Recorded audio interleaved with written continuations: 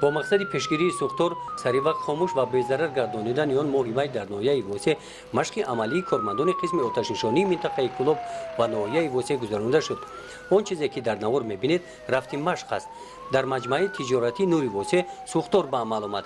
کارمندان قسم آتش نشانی ناحیه واسه با شنیدن این خبر به طور فوری به جای حادثه حاضر شدند. در خاموش کردن آتش هیئت شخصی از دو تکنیک استفاده نمودند. مهارت کسبی چست و چالاکی این کارمندان نگذاشت که آتش به دیگر طرف‌ها پهن گردد.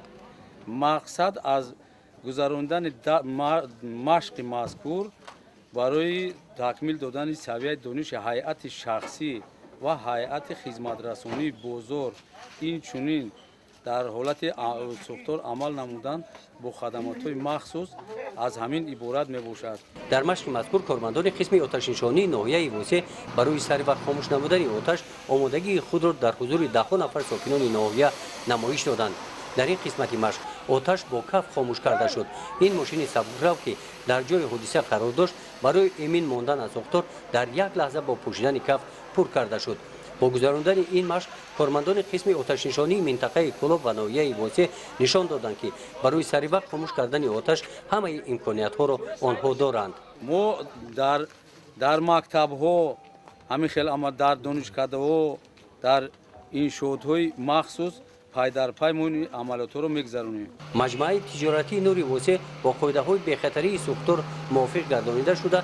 در اینجا از بین همه قطاره های مال و محصولات ماشین سوختور خاموش کنی آزادانه میگذرد.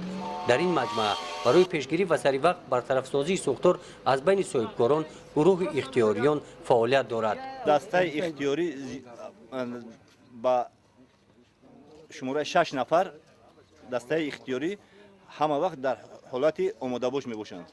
موافق معلومات در ناحیه واسه در 5 ماه سال روان 7 حادثه سوختور به خیر گرفته شده است. با مقصد پیشگیری حادثه های ناخوش سوختور در موسم جانوری حاصل ضرورت های غلطانه خوراک درشت چاروا و پخته در سال 2016 هم در همه شهر و ناحیه های ولایت خدلان ستاد عملیات ضد سوختور 2016 تشکیل شده است. گزارش خواجه نظری خدای نظر ظهور از ناحیه واسه برای برنامه اطلاعاتی نوید.